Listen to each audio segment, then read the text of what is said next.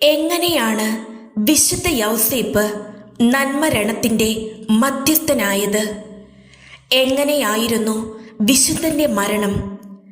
ദൈവമനുഷ്യന്റെ സ്നേഹഗീതയിൽ യൗസേപ്പിതാവിന്റെ മരണത്തെക്കുറിച്ച് വിവരിച്ചിരിക്കുന്നത് ഇപ്രകാരമാണ്. ഈശോ പണിപ്പുരയിൽ ശാന്തനായിരുന്ന് ജോലി ചെയ്യുകയായിരുന്നു. മാതാവ് ഈശോയുടെ അടുക്കൽ ചെന്ന് യൗസേപ്പിതാവിന് അസുഖം കൂടുതലാണെന്ന് അറിയിച്ചു.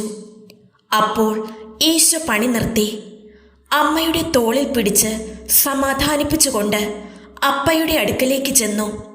അപ്പ മകനെ നോക്കി പുഞ്ചിരിച്ചു.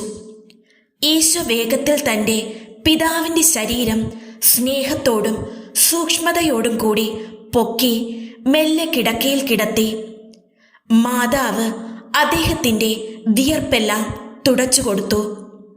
മരണസമയത്ത് ചൊല്ലേണ്ട സങ്കീർത്തനങ്ങളെല്ലാം ഈശോ ചൊല്ലിക്കൊടുത്തു. പിതാവിനെ ആശ്വസിപ്പിച്ചു.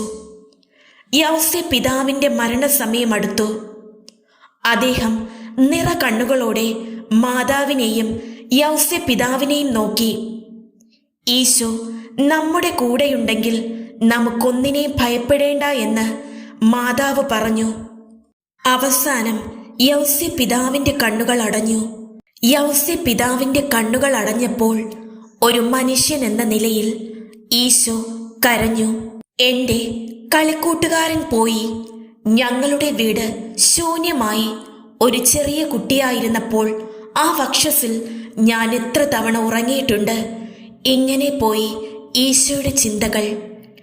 ഈശോയുടെയും മാതാവിൻ്റെയും സാന്നിധ്യത്തിൽ മരിച്ചതുകൊണ്ടാണ് യൗസേപ്പിതാവിനെ നന്മരണത്തിൻ്റെ മധ്യസ്ഥനായി വണങ്ങുന്നത്.